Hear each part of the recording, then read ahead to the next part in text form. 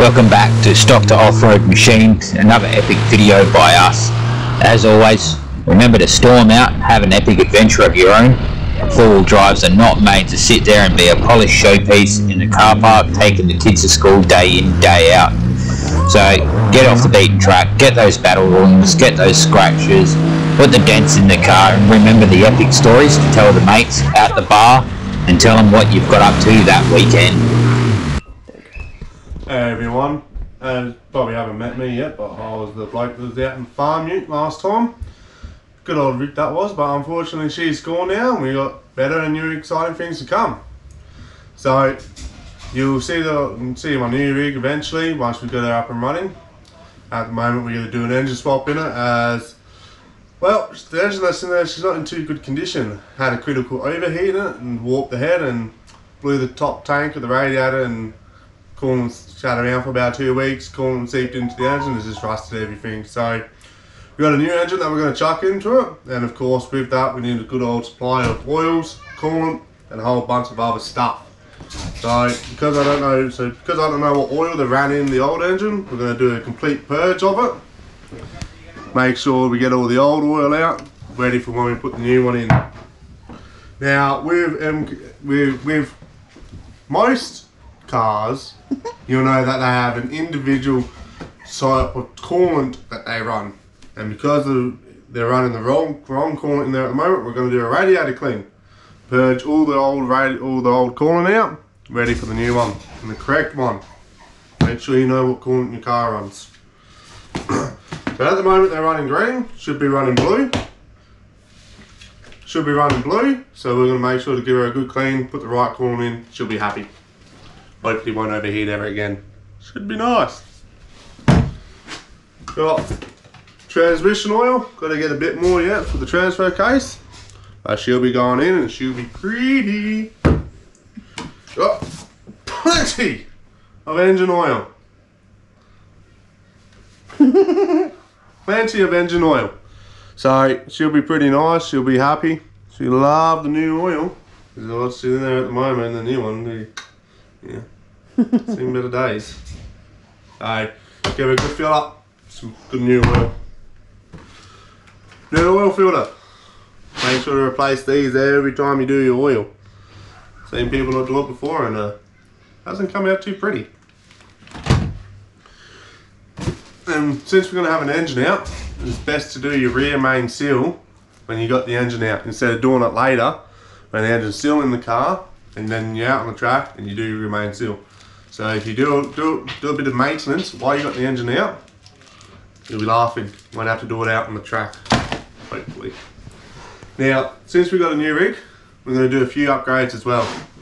So for that, we've gone out and I've brought a nice voltage battery box, which comes with an inbuilt, where is it? Comes with an inbuilt voltage meter regulator, that thingy there. Has 3 Anderson output plugs, 1 Anderson input plug, your volt reader, isolator, big old fat fuses protect, fuse, and then you got your output. You got an output Anderson plug for jumper leads.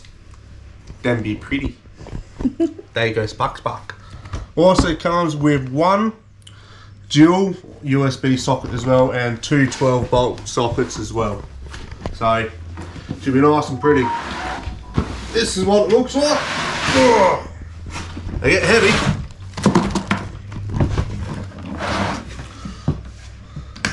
All working, already got a battery in there. So it gives you an accurate readout of your battery voltage. Got a 12-volt plug there. And you got your jump lead Anderson plug there. Out on the other side, you got another 12-volt plug, and you got your USB sockets as well. Over on this side is where the happy side happens. So you got your Anderson input plug. You can buy a dual battery wiring kit for this, and you basically got your whole dual battery set up in one little pretty box, which is nice. Don't have to spend a lot of money. Don't have to go out, buy a lot of different little components and put it all together. Actually comes in one nice little box. Then you got your 3 Anderson output plugs for your fridge, lights, whatever you want to run. And now, because I've got to have stuff that all works together, I've gone out and I've brought the voltage dual battery wiring kit. So plug her in, feed her down under the car up to where I want her. Should be good and ready to go. Throw my fridge in, happy days. And we're saying that as well, then sometimes when you're out on the track, go through a muddy puddle, go through a lot of mud, a lot of water. Your alternator sometimes likes to shit itself. You get into a bit of a scenario where your battery no longer has in charge on it. Well, that's where these pretty boys come in handy. Nice big old jumper leads. Plug them into her, you got yourself a portable jump pack. Pretty bloody nifty to have if you ask me. There you go, Spark. Always good to have a set of jumper leads on you. You never know whether your standalone jump pack that you have your vehicles may not have charge in it, may not work one day, could bugger out and just not work at all. So it's always good to have a set of jump leads. Now, because we've got a new rig as well, we're going to bought some little upgrades for it. We got a SAS Trax oil catch can. Catch all the nasty little buggers before they go into the car. Now everybody knows that Stock to Off-Road is big on mods, so this is the start of his modding his car. Can't wait to see if it works. It also helps to clean your intake, your intake manifold a lot cleaner, and that way you're not doing those seals that often. Your exhausts come out a bit cleaner as well. This helps maintain the condition of the engine a bit better. Keeps all the nasty stuff that you don't want going through the engine out of it. Also helps to reduce the oil going through your intake. Now, one big thing with four-wheel drive is you always want to know what your exhaust temperature is, your oil pressure, volts in your battery, your water temperature, and because this vehicle in particular had a critical overheat, don't want that happening again. So what I've done is I've gone out and I've bought a dual gauge, which tells me my oil pressure and my water temperature as well. Now I like the SAS ones, they've always done me well and I always stand by them. I recommend when you're full driving, you're setting up a full drive for off-roading, you always want to know what those temperatures are and what your pressures are. So I highly recommend putting some aftermarket gauges in.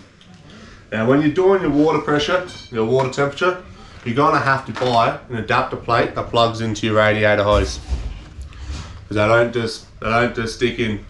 So whenever you do that, you always want to put this up to your radiator hose, measure out the middle section and cut that out, otherwise you're going to end up kinks in your hose and you don't want that. She's not going to flow nicely and she's going to have some issues. So always make sure you're cutting that middle section out of your radiator hose so she fits in there nicely. And now me being me, I like a lot of boost. I like power. Probably not always the best thing for an off-road rig, but who doesn't like a turbo? Who doesn't like a bit more horses? So I've gone and bought an adjustable boost T-piece. So I can set and choose what my boost levels I run are. Now with doing that, because it's diesel, it doesn't quite work like the other vehicles. So going out to Bunnings, picked up myself a little nice plug-off valve, 1 inch wide, and that will bolt straight into my intake system where your stock boost controller is, allowing me then to use this pretty black thing, black boy. Better not say that. This pretty thing will allow me to adjust my own boost level and set it where I want it. Now when doing that as well, you've also got to then manually adjust how much fuel you're putting into the system as well. Or else you get overflow. That's it. And you could also run the risk of diesel run. Now all of this here cost me just over $700 and under $1,000. So, I don't earn a lot of money, very achievable. What you can do, you just got to save up for a little bit. Buy it in bits and pieces where you can here and there. Now, obviously, we're going to have videos up as we're installing it, show you guys how to do it, and then we're going to test it out in field, see how it all goes, and probably in say 3 3 months' time, we'll do a review, see how it all's going, how it's all holding up, and let you guys know. Alright, have a good one, stay safe out there, and as always, have a shitload of fun. Thank you for sticking it out to the end of another Stock to Off-Road Machine video. Hit up the comment section down below, tell us what you thought of it. And also don't forget to hit that notification bell, that subscribe button, and give us a thumbs up if you like that video.